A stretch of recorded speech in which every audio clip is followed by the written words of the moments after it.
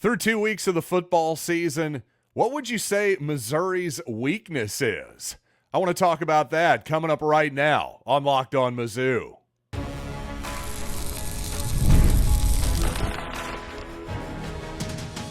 You are Locked On Mizzou, your daily podcast on the Missouri Tigers. Part of the Locked On Podcast Network, your team every day. Hey, all you true sons and daughters, I'm John Miller, your Mizzou mafioso and the central scrutinizer of Missouri Tigers football and basketball. On today's program, we got to talk a little bit about a ranked opponent. That's right, Boston College sneaks into the top 25, the AP top 25 specifically. Also got more all 22 footage for you to break down later in the program. First, I want to remind you today's episode is brought to you by 5 Hour Energy. Go to 5hourenergy.com and use promo code LOCKEDONCFB to receive 20% off your order. And by the way, since I brought up the AP, the Tigers are number 6 in the Associated Press top 25, 8th in the coaches poll. And quite honestly, the older I get, the less I care about the coaches poll. One thing I learned in journalism school all those many years ago is, actually it's the sports information directors who more often than not are actually voting on these polls. And as absurd as that is, that might actually be a better vote than the coaches themselves. Realistically, as much as Gary Pinkel or Nick Saban might know a million times more about football than most members of the media, including myself, the God's honest truth is those guys are so focused on their own programs, that week's opponent. How in the world are they going to have an actual gauge of the rest of the country? But again, notably, Boston College here, 24th in the Associated Press, top 25 as well, although the Tigers still significant favorites for week 3, minus 15.5, according to my friends over at DraftKings Sportsbook. But you know what? I got plenty to talk about the Boston College team as the week goes on here, including Locked On BC's own AJ Black, who first appeared on this program, of course, 3 years ago, all the way back in 2021. But what I want to start this Locked On Mizzou show with is asking kind of an open-ended question. So far here through 2 weeks of the season, what would you say Missouri's weaknesses are?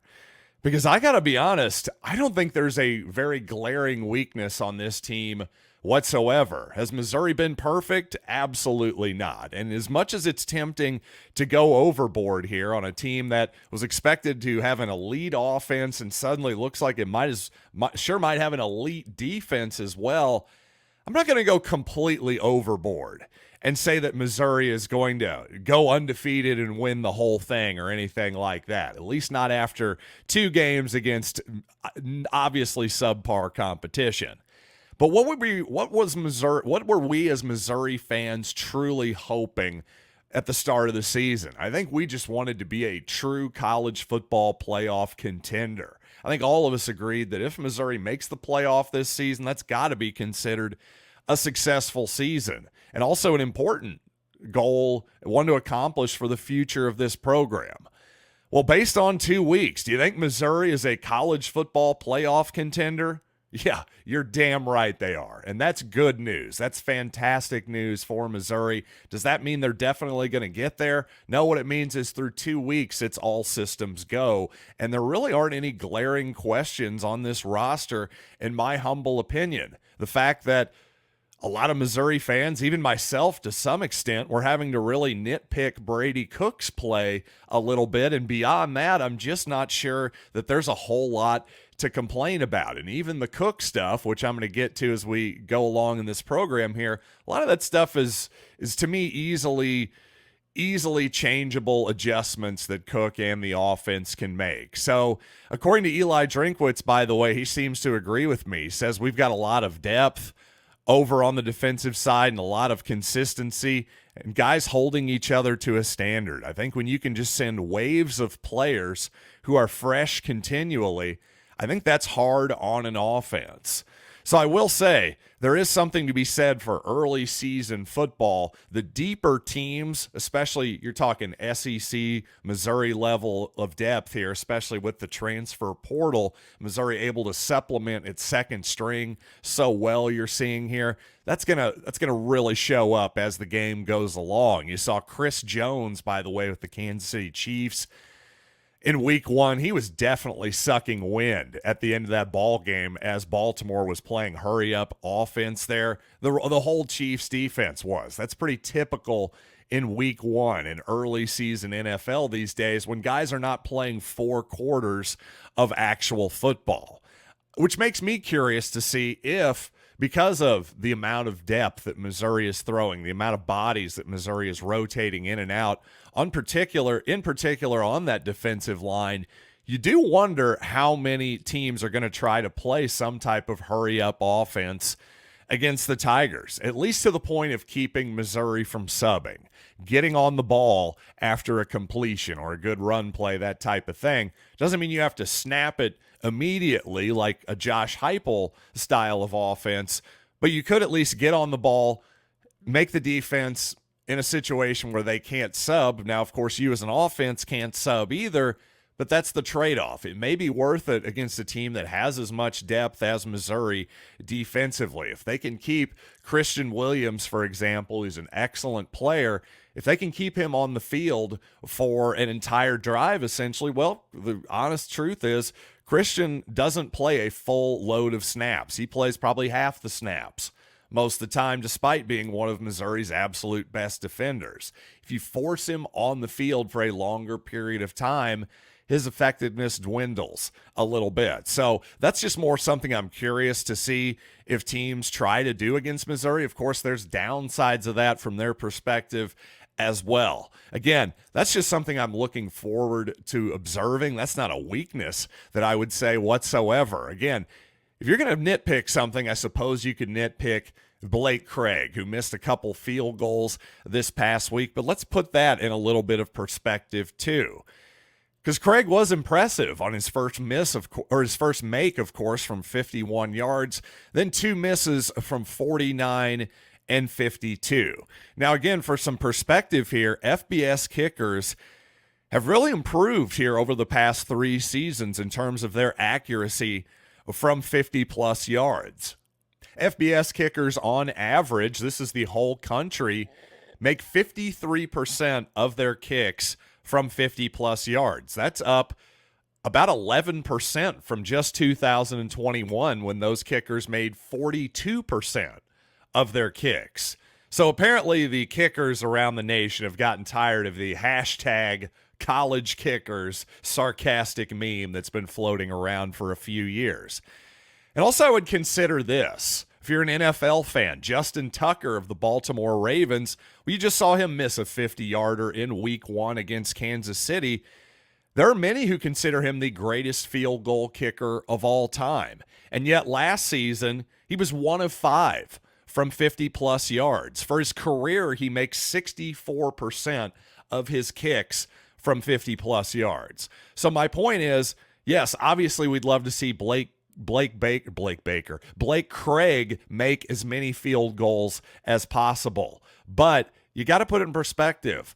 Even the greatest kicker of all time is making slightly less than 2/3 of his kicks from that distance. So to expect him to make all of those from 50-plus yards is simply not realistic. What we really need Blake Craig to do is be solid from that 30 to 40-yard range, make basically all of those, and hopefully he's clearly got the leg from that distance, maybe some things just to tweak in, dial in here and there.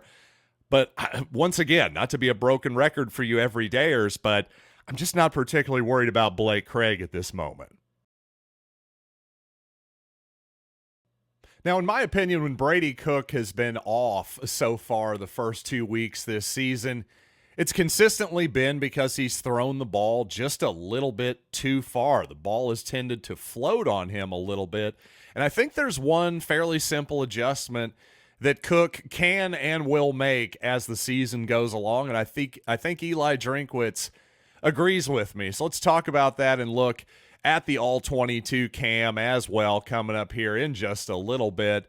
First, though, let's talk about 5-Hour Energy, because 5-Hour Energy fixes tired fast. And when you've got to tackle a to-do list, a honey-do list, a list of DIY projects to tackle at home, take a 5-Hour Energy shot so you can check absolutely everything off your list and get that endorphin rush of getting accomplished. That's the kind of endorphin rush that you really want to get in this life. Let me tell you that. Get in the zone. 5-Hour Energy gives you the feeling of alertness and energy you need to get the job done. And 5-Hour Energy is the brand hardworking people like you have trusted for more than 20 years to give them the alert, energized feeling they need to get through a busy, hectic day. If you go to 5hourenergy.com, that is the number 5hourenergy.com, and get some 5-Hour Energy product today. You can use my promo code LOCKEDONCFB to receive 20% off your order.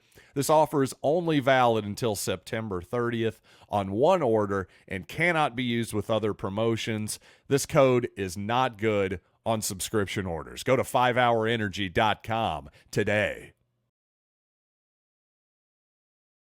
Now, of course, Missouri's defense has been spectacular to start the season and really borderline perfect. You start the first 2 weeks without giving up a point, and it's hard to do much better than that. And the Missouri offense has been really good, too. They've been really efficient.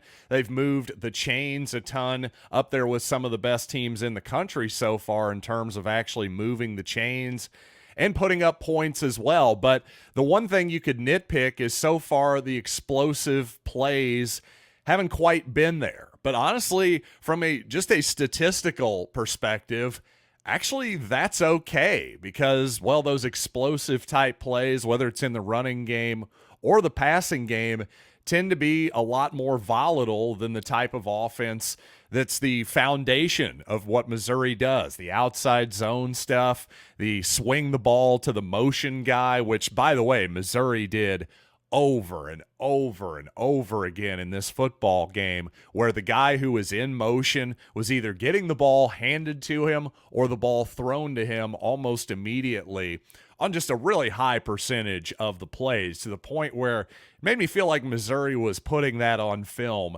for future opponents, that type of thing. So it's always a good idea to remind ourselves that we don't really know what the offensive game plan is, especially against an opponent like Buffalo, where the goal is not necessarily to have the perfect call every time that's going to gain you the absolute most yardage or have the most EPA per attempt or whatever statistic you want to use there. And at first that may seem a little bit counterintuitive, but you really do have to take a bigger picture perspective at the entire season when indeed you are a team like Missouri that's trying to make the playoff, and realistically, you know you're going to start the season 2-0. So let's use this valuable real football time here to our advantage. And I think that's something that Missouri did on Saturday, without a doubt. It's always something good to keep in mind there. But I will say the people who have been nitpicking Brady Cook to some extent, they definitely have a point. He has been a little bit off at times, I think, early in this season. I think this missed touchdown pass in the red zone here is a good example of that. Now, first of all, older Missouri fans who pine for the return of the fullback will notice that Jordan Harris, the Missouri tight end, is indeed the fullback in this particular play. And he motions to the left side, making you think, hey, this is a classic outside zone Missouri play. But no, indeed, we're going back the other way. Like I said, constraint plays, this is a big one for the Tigers, the outside zone. Well, when that happens, you fake it to the other side. A lot of times you're going to get guys open, and Missouri gets two guys pretty wide open on this play, and immediately here Brady Cook should see that Tyler Stevens on the right, his tight end, is open, and he needs to pull the trigger. But first of all, Brady, in my opinion, holds on to the football a little too long, making this lobbed throw here. Even if even if Stevens catches the ball here, you're not putting him in a little bit of jeopardy of running out of bounds, just making it unnecessarily tough on him to catch the ball. Because again, notice Cook turns around right here. Just throw it. He's wide open. Throw the ball. We don't need this much loft on it either, frankly. Just get him the football. Now, again, you're getting him in danger of being out of bounds here. But to me, the thing that Cook can do in the future to avoid this type of thing is something Eli Drinkwitz referred to a little bit after game one. Don't start fading back and celebrating the touchdown pass before it even happens. To me, if you're Cook, just plant your feet right here and just throw a strike. There's no need to be fading backwards. He's not under pressure here, really. Those two guys are basically unblocked for a reason. I mean, frankly, there's even an easier throw here, again, to the aforementioned Jordan Harris. You'll notice, okay, I'm not really blocking here to the left. He comes back to the right behind the defense. There's no reason Cook couldn't have just thrown it to him too, right? He's wide open. Just throw it over if you want to lob something, lob it to that guy. But either way, I think more importantly, clearly Stevens is his first read here. Just plant your feet, have a solid base, and throw. Too often here in the beginning of the season, I just think Cook's footwork has been a little bit sloppy. If he can just get that base more solid, I think those balls that are starting to float on him the last couple weeks here, I think he can clean that up as the season goes along. Now, I talked a ton about place kicker Blake Craig on this program, not only during the season, but in the offseason as well. Well, I have to say, Missouri's punter, Luke Bauer, looking much improved for the second straight week. Fortunately, Bauer hasn't had to punt very often for Missouri so far during 2 weeks, but so far, so good from Bauer. I think his leg looks improved. The hang time looks improved. The whole deal. A kid who's, to me, going to live forever with that faked punt to Marquise Johnson during an incredibly memorable Missouri season. Great and very, very, very great to see him showing some real improvement as a punter, I think, this season as well. Also say Dreyden Norwood defensively, I thought really stood out again. He wasn't tried very often by the Bulls, but eventually, hey, you got to take a one-on-one matchup against somebody because really Missouri's defense just wasn't showing anywhere to go with the football in that game, especially you go back and watch the film. It was basically, especially in the first quarter, I thought Missouri played exclusively man-to-man defense from what I could tell, and really that was the case for, I'd say, 90 to 95% of the snaps. Missouri played a ton of man-to-man defense, just like it had done the previous 2 seasons under Blake Baker. So there's definitely going to be some subtle adjustments from the situational master, Corey Batoon, as Christian Williams likes to call him. We've seen it so far. I've seen some subtle adjustments there. But again, a lot of what Missouri did defensively well under Baker the past 2 seasons, which is play really good man-to-man defense and bring some pressure, I think Missouri so far has shown that they're going to be able to do that once again. Now, obviously, as impressive as Norwood looked the first couple games, as good as he's looked, by the way, last season against SEC competition, you want to see what him and Pride can do against better competition, without a doubt. But again, I feel like I'm saying this over and over again, but so far so good on the outside for the Missouri defense, which was a huge question coming into this season for me. If you're going to play a lot of tight man-to-man coverage, well, you're going to lose a couple guys to the NFL. It's fair to wonder what kind of production you're going to get. Again, so far so good for Dreyden Norwood and Toriano Pride in particular. And speaking of standouts, just quickly, I think linebacker Corey Flagg, the University of Miami transfer, has stood out a lot when I've watched the film back as well. Not only athletically, Flagg has definitely looked the part, but just fundamentally, he seems like he's always in position, and that's something that I can say to basically the whole team so far, but I think Flagg in particular, I've noticed, has been just a really sound fundamental player to the point where you wonder if Missouri is how much they're going to rotate at linebacker as the season goes along. So far, been quite a bit of rotation at linebacker. Tristan Newsom and Chuck Hicks were expected to be your 2 starters in that base nickel coverage and scheme there, but Flagg has played so well. To me, I don't know if you rotate him all in, or maybe he just needs to take one of those spots, but he's a guy who has to play this season, in my humble opinion. And coming up, Gary Pinkel's old stomping grounds, the Toledo Rockets. Well, that program gave us a pretty good hint this past week, I think, of what we as Missouri fans can expect when the Tigers travel to Amherst, Massachusetts to face the Minutemen here in a few weeks. So let's talk about that here in just a minute. First, though, I want to talk about Ibotta, because this time of year, I love to tailgate. I know you do too. Here's the thing with tailgating, though. Unless you have, well, friends that you can just parasite onto like I do, you know what? You're going to have to actually host a tailgate occasionally. Those get expensive. The alcohol, the food, the whole deal. Well, Ibotta is a free app that lets you earn cash back every time you shop for your tailgating needs or anything else as well. Earn on hundreds of items from groceries to beauty supplies, even toys, so you can make sure you're beating inflation no matter what you're purchasing. You can save on over 2,400 brands and shop at over 1,000 retailers, including your favorite grocery stores, Lowe's, Macy's, Sephora, Best Buy, and more. Right now, Ibotta is offering my listeners $5 just for trying Ibotta by using the code LOCKEDONCollege when you register.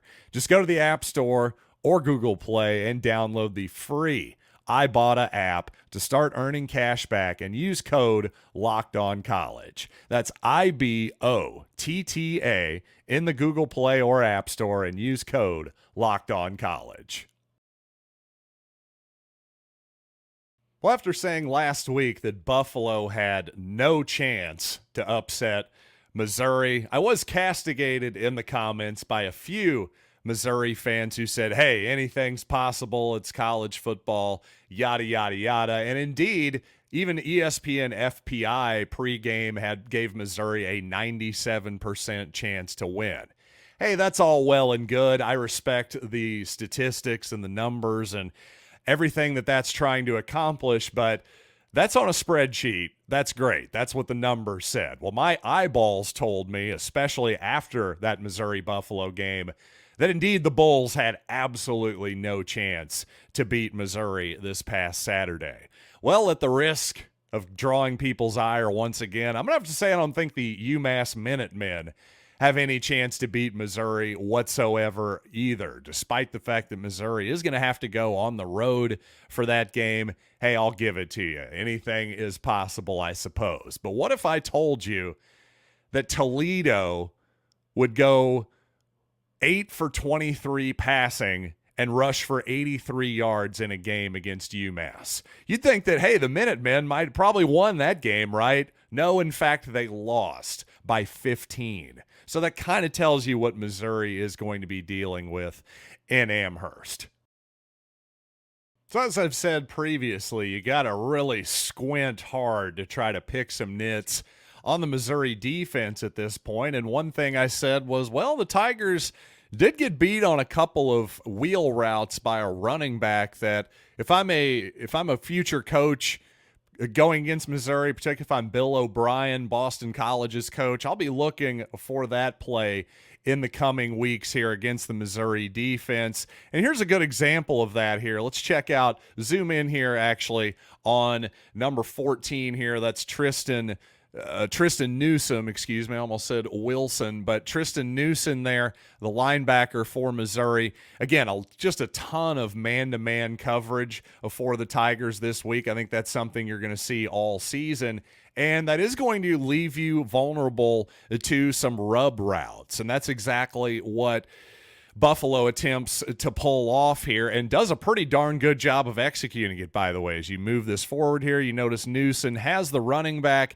and gets a screen set on him by a guy running a drag route. Now, the Bull defender, he's very much aware that his job is to more or less legally pick Newsom there, which he does a nice job of, by the way. He doesn't actually run into him. In fact, he kind of goes out of his way to get out of his way, just makes Newsom change directions, get off of his path a little bit, and downfield, well, number 5 is open. No doubt about that.